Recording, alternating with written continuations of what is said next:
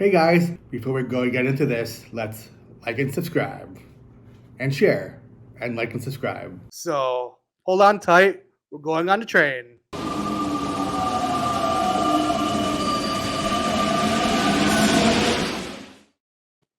All right. And now we welcome on a very special guest, number two for Tuesday.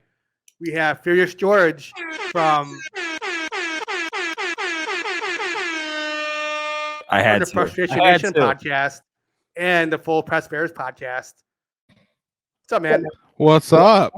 Yo, what's going on? Hey. Oh, it's going well. I'm about to get dumped with anywhere from 12 to 20 inches of snow here. I was gonna say you're right in the path of the beast of the storm. Yep. But the good news as a teacher is that I don't have school tomorrow for that, and probably not on Thursday. They already called off the school, huh? Already for tomorrow, maybe for Thursday. We'll see. But yeah. So I was up late talking Bears on Full Press Bears, and Richie asked me to come on. So when the boss says come, you listen. So I'm half your boss because you have another boss. So you have like three bosses. So I'm like a third of your boss. I know. You know what the funny part is? The funny part is if the boss pisses me off, I could shut off his internet from my house. You could. That's awesome. And we'll just see I have no stream. Yeah, but then he takes my StreamYard. So shit. Awesome. So let's talk about the Bears. We had a crazy week this week. The press, whatever you call it, presser. We'll call it presser. The press conference. Press conference. Yeah, there it is. Yeah. With the brand new head coach Matt Eberflus. Yep. It was very interesting. I like how he was very aggressive. What are your thoughts about the whole? First, what are your thoughts about Matt Eberflus and the press conference? Yeah.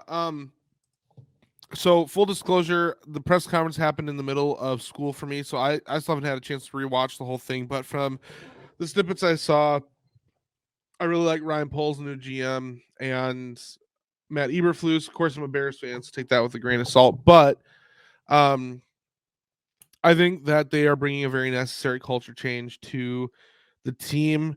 I've routinely referred to the Bears as a quote-unquote nice guy organization.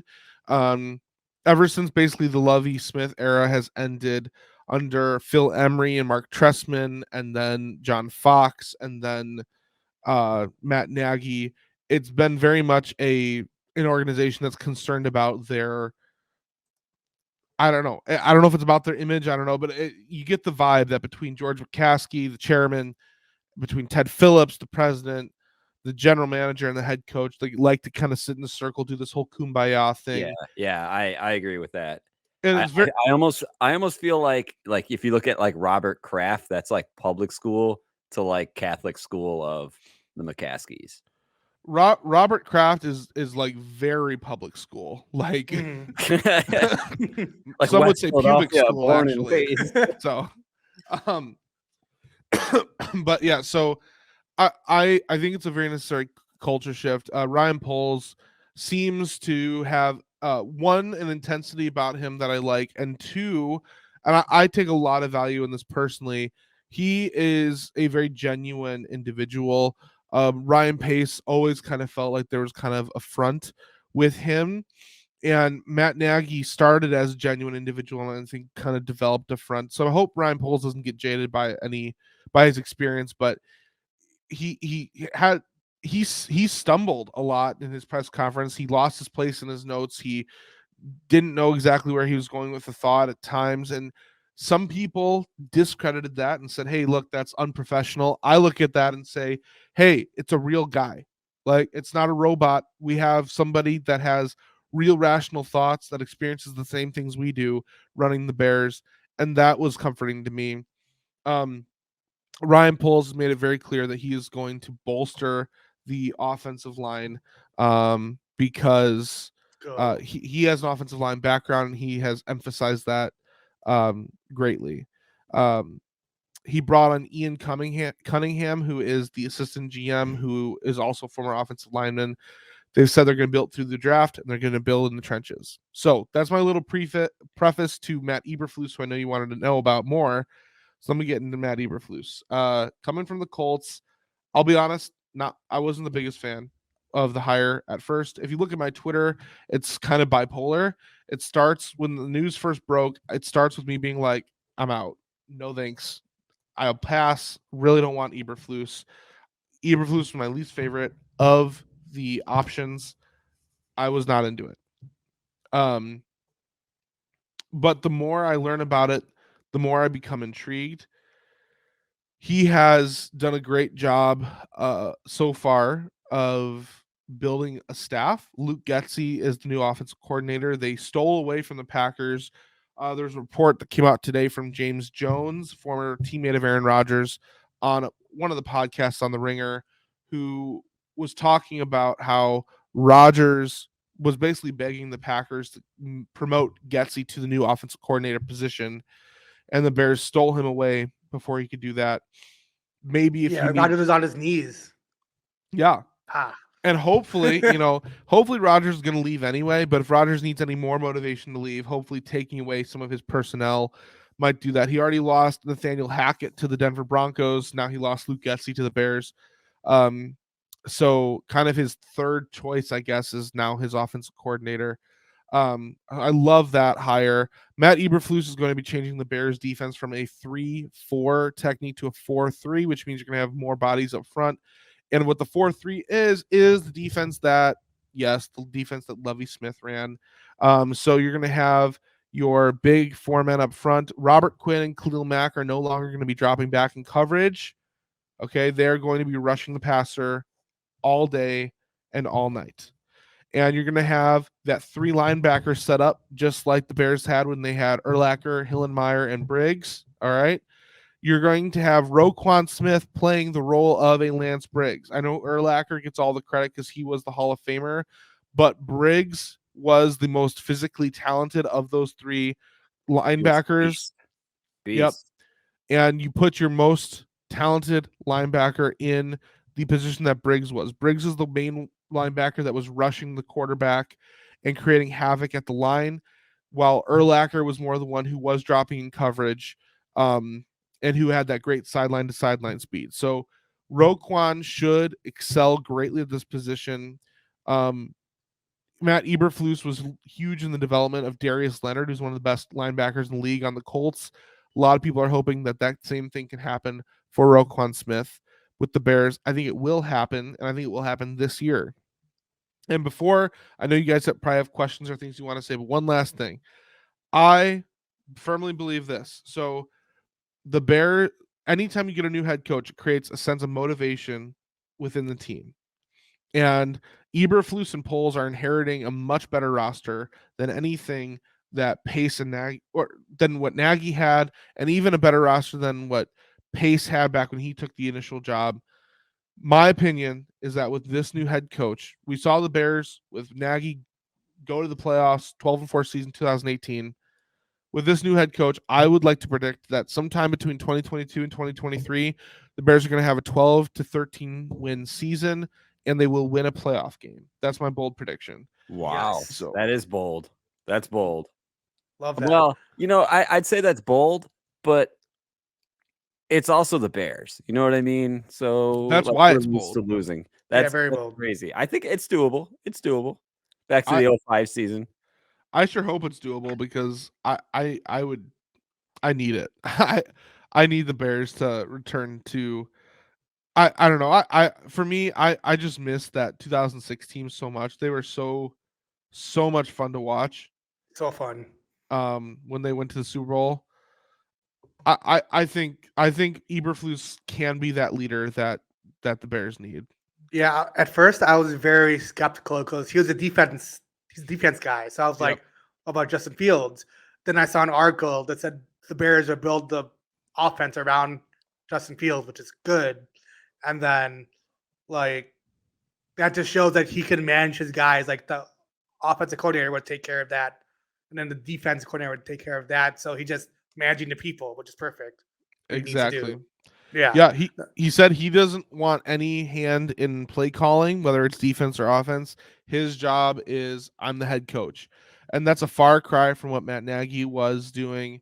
Matt Nagy was obviously very involved with play calling, so much to the point that it was a detriment to his head coaching. So I'm very, very excited by that. So I saw someone in the comments brought up something about the Vikings and Jim Harbaugh. That is a rumor that's going on right now. So far, Harbaugh has only been reported by one blue checkmark person. And that is, I think it was Chris Ballas, who writes for the Wolverine.com. So it's a Michigan-based podcast. He does have an interview tomorrow with the Vikings, but so far that is the only person that has So what you're saying is a podcast is reporting this, so then we can report some fake news too? I don't know if the Wolverine.com is a podcast or not, but this person is reporting it. And you can report fake news if you want, but this person we can always report news, dude. Like 36 breaking news.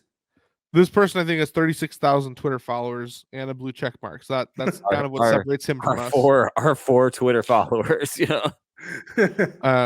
But yeah, so that would be a very interesting move. A lot of Bears fans wanted the Harbaugh, myself included. I'm at the point where I've accepted what the Bears have, and I'll be happy with it. But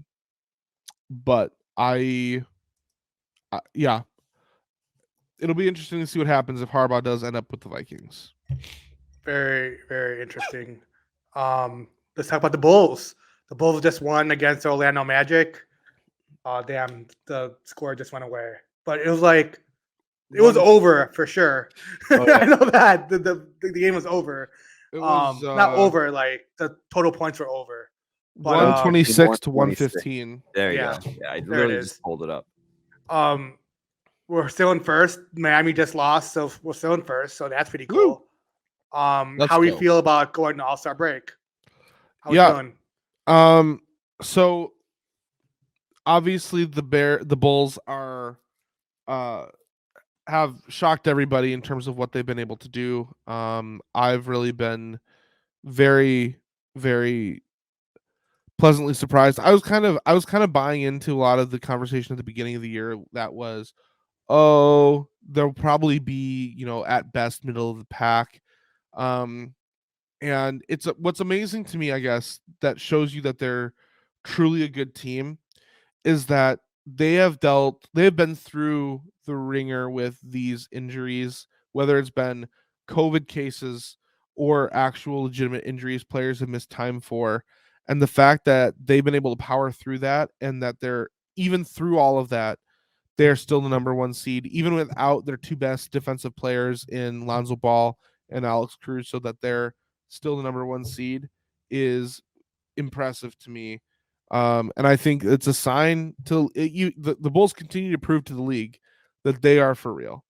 There's been a lot of discussion and people comparing the Bulls to the Suns of last year and the Heat of 2 years ago, where both were teams that nobody really expected much more than a playoff appearance from, let alone a championship run.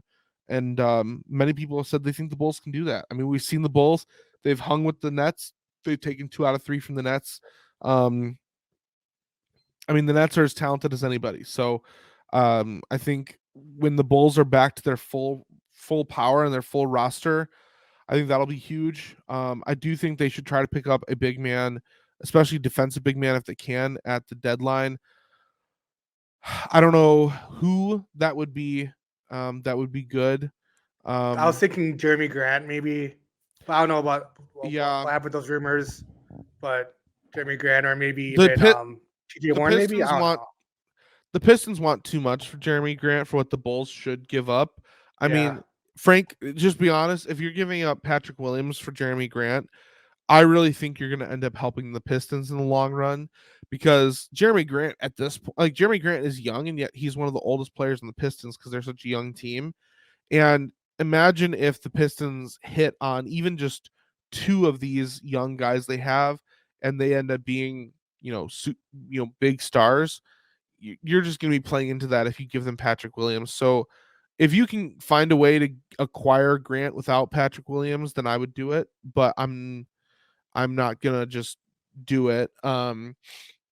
I there's been talk of Miles Turner or Domantas Sabonis with the Pacers. I'd be more interested in doing that personally, but I don't really know. I don't really know who they should trade for, but I think they do need to trade for somebody. That's funny because like I feel like the Pacers are just like blowing up their team. Like there's They no are, more. yeah. It's crazy. Yeah. Even though they're pretty good, but they should just blow up Eh. the team anyways. I feel like the Pacers have always been like on the cusp of greatness. Like that's been like That's their thing. their whole existence has been like either they're really bad or they're almost really good. You know Yeah, what I even mean? the whole like back in the day Pacers Knicks series, like that was wild, but they still couldn't hang on. It's crazy. Yeah, like I mean, even like the Reggie Miller era, obviously he was great, but like the Pistons were great, but they never won anything. You know what I Yeah, mean? It's like they're on the cusp of greatness. yeah, crazy. Do you And see? then Go ahead. I was gonna just mention that Levine and Mm, DeRozan made it to Slam Magazine, so shout out to beautiful. Levine, Yeah. I love that DeRozan. shot too. They Pretty dope. kept talking about it during the whole Bulls game That's today. pretty cool. But So I it's showed pretty that real cool. quick. Pretty cool. I What were you wish gonna I could say? have arms like that. Oh, I was gonna say that. Did you see the bad news about baseball? No, break it here. Break it here first. I mean, Breaking news. definitely not breaking news because Jeff Passan reported this earlier this afternoon. But Breaking news to me. basically, the the MLB Players Union and the owners have had several meetings in the past couple weeks, and they are still unable to reach any conclusions. Spring training deadline is like normally pitchers and catchers would be reporting like the On day Rich's after the Super birthday. Bowl, which the Yeah. Super Bowl is in less than 2 weeks, Correct. and they're basically running out of time. Basically, the lockout is going to continue, and baseball is going to start to be eaten into because of this. So the big factor is, can you get something resolved in 2 weeks. time In so 2 that weeks. well not to start spring training on time, but can you get it resolved in time so that you can still start the regular season on time? And That's have the a big full question. and have a full spring training presence. Well, they probably would be willing to shave off some of spring training to A start. week. I would imagine they'd be willing to, but I'd say a week or max. Yeah. All right. Spring training usually they report like you said in 2 weeks. Baseball usually starts April 1st ish. yeah, end of March, beginning of April. If you can make an agreement, by the time teams would normally report to spring training, so that maybe they're actually reporting like a week after that, I think you're in good shape. So you probably have about Yeah. two weeks to get that Yeah. figured out. 2-week window. Yeah. So Maybe I had a quick 3, question. Maybe 3. I don't know if you know, but okay. So why are they? What's the big disagreement about? I haven't really got like the full like gist I'll of give it because I you was watching the Pat McAfee show and all that, but I couldn't figure out like what the whole disagreement was with the players and the owners. I mean, I'll give you one guess. I know it's money, but like, is it Yeah. just money? Is that it? I mean, I don't know all the ins and outs. I'm sure there's a lot of particular things. One of the topics that's come up a lot, really ever since Chris Bryant, is the service time Oh yeah. debate of should teams be allowed to keep a player in the minor leagues when they're ready for the major leagues for a couple extra weeks just so that they can gain an extra Save some year money. of control, right? So there's that. There's players trying to like bigger name players trying to advocate for minor leaguers to get paid more. There's all sorts of stuff going on. I haven't been following it too closely because there's been a lot of Bears news lately, along with all the Jeff Passan news that's been breaking. But all I know is that baseball is Rod Manfred is not a good commissioner, and baseball largely suffers just because there's these owners that can do whatever. Yeah. Greed, basically. Yeah. Also, Yeah. I don't know if you guys know this, but the cover of MLB 22 is Shohei Ohtani. So shout I out to saw Shohei that. Ohtani. I saw that today. Yeah. Yep. Awesome. Our friend Josh was very pissed about that, but whatever. Why? Who did he want? Because he's from LA, he likes I think the Dodgers, right, Jimbo? Screw I the have Dodgers. no clue. I forget what team he's for, but Well, there's 2 LA teams, the Dodgers and the Angels, and Shohei Ohtani plays for the Angels. it's So. definitely not the That's the Angels. Angels. So definitely the Dodgers.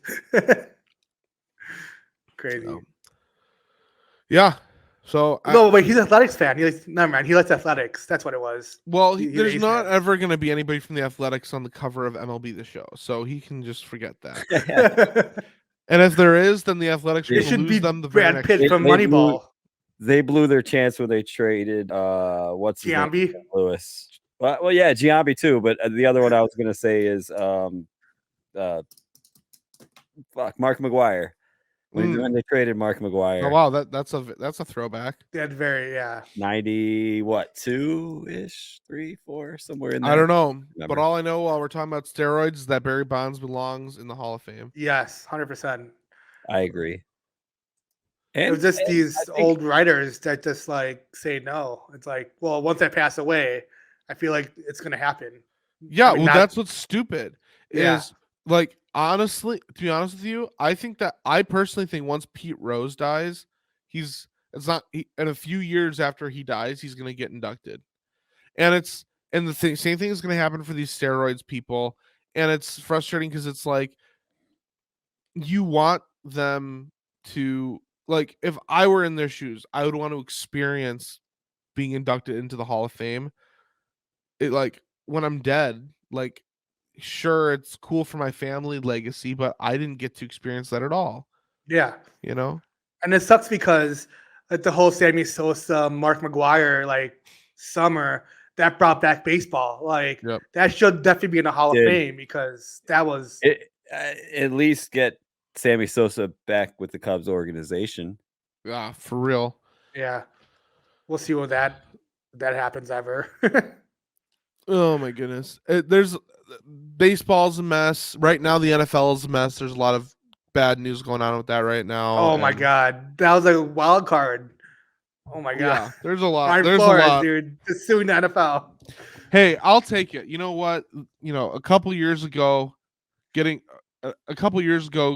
coming around this time, we had like no sports to talk about because of quarantine and lockdown. So I will take all the sports drama because too. it's something to talk about. Love it. I just love talking Speaking of sports all day. drama. I'm just reading. It's the best storyline in the world. Like fuck The Bachelor. This is real life. Right. Quote that. Clip that. Oh my god, Oh my god. Crazy. dude, guys, chill out in the chat. Seriously, I'm watching you guys. I'll block both your asses. I love it. Big Daddy Drew is just fucking around. I could already tell. I love this. I love it. I love the game. Oh man. And then the Blackhawks. That's yeah. I don't have I don't know anything how to they're tell you doing. about the Blackhawks, to be honest. Yeah, I haven't even watched a single game this year. Jimbo has watched more games than me this year. I've I watched a have- couple, but Have I've been watching them when they're on. Honestly, it's something to watch.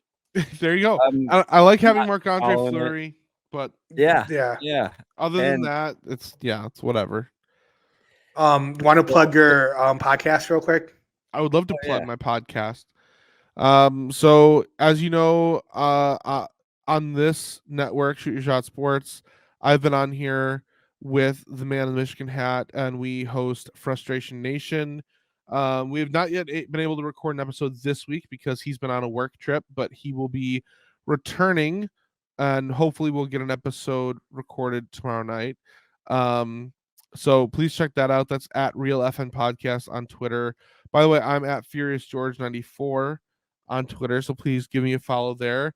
I had a tweet go viral last week. No, Oh yeah, not, that was Heard awesome. about that. not to brag, awesome. but We have a celeb in the house. that's And it's right. not me. So you can go check that out. I have that pinned to my Twitter page. And then My other podcast is called Full Press Bears, which Richie mentioned at the top. So Frustration Nation is basically a look at fandom between Chicago and Detroit / Michigan teams, because that's where Man Michigan Hat is from. And so we have a lot of banter back and forth, and it's a much more comedy based podcast. Full Press Bears is much more analytical, and we just recorded the longest episode we've ever done, and it just got published. It's like fresh off the presses. It's like an hour and 40 minutes long, and we talk about Matt Eberflus. We talk about the coaches that he's brought in as coordinators. We talk about all the other NFL news, Bengals Rams Super Bowl, Tom Brady retirement, Jim Harbaugh to the Vikings, Brian Flores and the racism in the NFL. We cover it all. So that's on Full Press Bears. So please check that out as well. And please download and subscribe and leave us some reviews for both that and Frustration Nation. If you go to trueshotsports.com/friends, again, he's a friend and also a part of the network. You check out Full Press Bears on trueshotsports.com/friends. So I love that little like plug. It's easy because we're friends. Yeah. I'll be there for you when the rain starts to pour. Yeah. My headphones died. Sorry. I forgot to charge them last night. It's all good. We're about done anyway. So thanks for coming on. We Yeah, love of your course. insight about Anytime. the Bears, Bulls, Yep. Blackhawks, whatever team we have going on. You guys see that they had a billboard that said same old Bears, different Matt and Ryan or whatever? That somebody actually bought a billboard to write that on. Really? There. Oh, that's awesome. I think Nice. it's on the tri-state. I'm gonna look for it if I go down that way.